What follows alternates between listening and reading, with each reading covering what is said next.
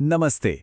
अच्छा, कभी सोचा है कि हमारे हाथ में जो फ़ोन है या जिस कुर्सी पर हम बैठे हैं, यहाँ तक कि जिस हवा में हम सांस ले रहे हैं, आखिर ये सब बना किससे है? ये सब बना है तत्वों से। और मज़े की बात यह है कि इन सभी तत्वों को हम दो बड़ी टीमों में बांट सकते हैं। एक है मेटल्स यानी धातु और दूसरी है नॉन मेटल्स यानी अधातु। तो आज हम इन्हीं दोनों टीमों की दुनिया में गोता लगाने वाले हैं। एक सवाल है। घर में खाना पकाने वाला पैन तो मेटल का होता है, पर उसका हैंडल अक्सर प्लास्टिक का क्यों होता है? इसका जवाब छिपा है मेटल्स और नॉन मेटल्स के अपने अपने अनोखे सुपर पावर्स में। तो चलिए आज इन्हीं सुपर पावर्स के रहस्यों से पर्दा उठाते हैं। तो आज के इस सफर में हम क्या क्या देखने वाले हैं? सबसे पहले समझेंगे कि मेटल्स और नॉन मेटल्स में क्या फर्क है। फिर उनके फिजिकल गुणों को कंपेयर करेंगे, देखेंगे कि वो केमिकली कैसे रिएक्ट करते हैं, जानेंगे कि आयनिक बॉन्ड्स आखिर बनते कैसे हैं, और आखिर में अयस्क से लेकर जंग लगने तक की पूरी कहानी समझेंगे। तो तैयार हो जाइए, चलिए शुरू करते हैं। चलिए तो सबसे पहले बात करते हैं इन दो मुख्य टीमों की। समझते हैं कि आखिर ये मेटल्स और नॉन मेटल्स होते क्या हैं। तो मेटल्स यानी धातुएं क्या होती हैं?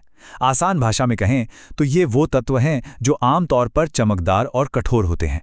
और सबसे ज़रूरी बात, ये गर्मी और बिजली के पक्के दोस्त हैं।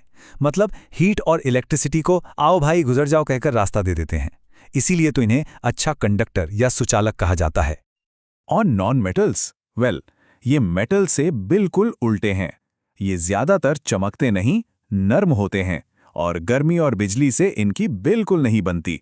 मतलब ये हीट और इलेक्ट्रिसिटी के लिए नो एंट्री का बोर्ड लगा देते हैं। इसीलिए इन्हें इंसुलेटर्स या कुचालक कहते हैं। और पता है, ये दोनों ही हमारी जिंदगी का हिस्सा हैं।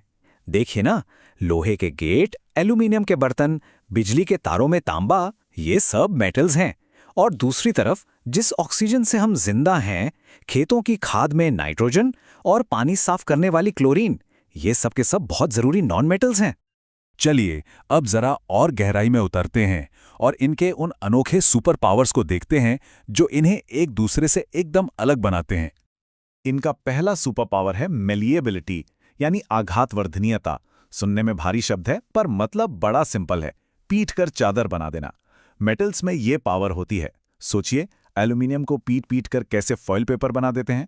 पर नॉन मेटल्स, उन पर हथौड़ा मारेंगे जैसे कोयले पर, तो वो बेचारे पाउडर बनकर बिखर जाते हैं।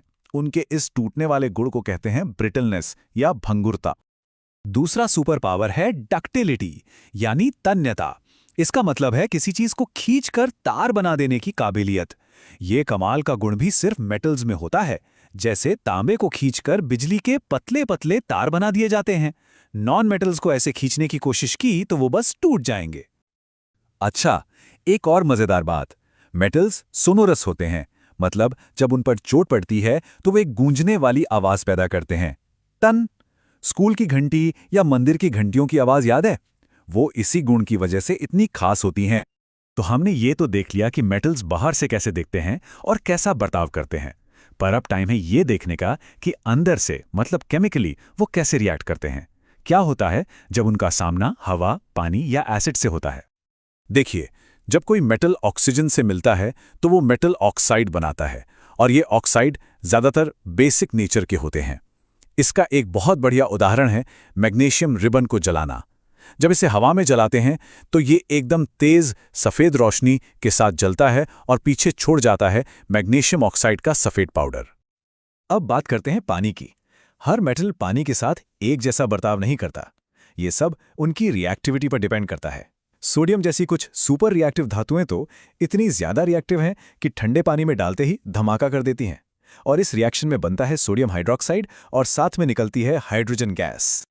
और पता है, ये रिएक्शन इतना ज्यादा तेज और खतरनाक होता है कि सोडियम को खुला छोड़ना मतलब खतरे को दावत देना।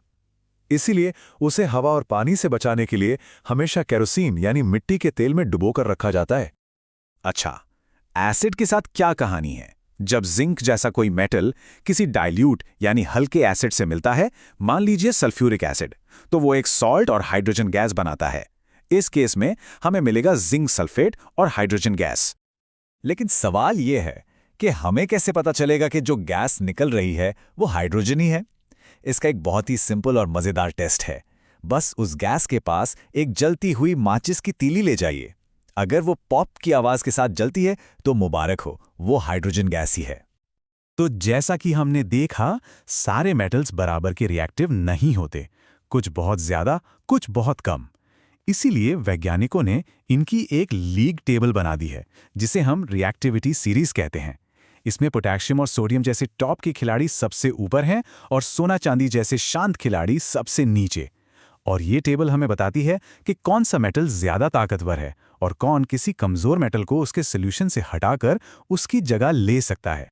तो अब तक हमने देखा कि मेटल्स और नॉन मेटल्स अकेले अकेले कैसे बर्ताव करते हैं, पर क्या होता है जब ये दोनों जो एक दूसरे से इतने अलग हैं आमने सामने आते हैं? यहीं से शुरू होती है आयोनिक बॉन्ड बनने की असली कहानी। इसे ऐसे समझते हैं, मेटल्स दानी होते हैं, वो अपने इलेक्ट्रॉन खुशी खुशी दे देते हैं, और नॉन मेटल्स उन इलेक्ट्रॉन्स को लेने के लिए हमेशा तैयार रहते हैं। तो जब एक मेटल जैसे सोडियम अपना इलेक्ट्रॉन एक नॉन मेटल जैसे क्लोरीन को देता है, तो सोडियम बन जाता है पॉजिटिव और क्लोरीन बन जाता है नेगेटिव, और फिर ऑपोजिट्स अट्रैक्ट। ये पॉजिटिव और नेगेटिव आयन एक दूसरे से मजबूती से चिपक जाते हैं। बस इसी मजबूत जोड़ को कहते हैं आयोनिक बॉन्ड। और हम जो खाने में नमक इस्तेमाल करते हैं ना, सोडियम क्लोराइड, वो इसका बेस्ट एग्जाम्पल है। अब हम आ गए हैं अपने आखिरी हिस्से में। यहाँ हम मेटल्स की पूरी जिंदगी का सफर देखेंगे कि वो जमीन से कैसे निकाले जाते हैं और वक्त के साथ उनका क्या होता है।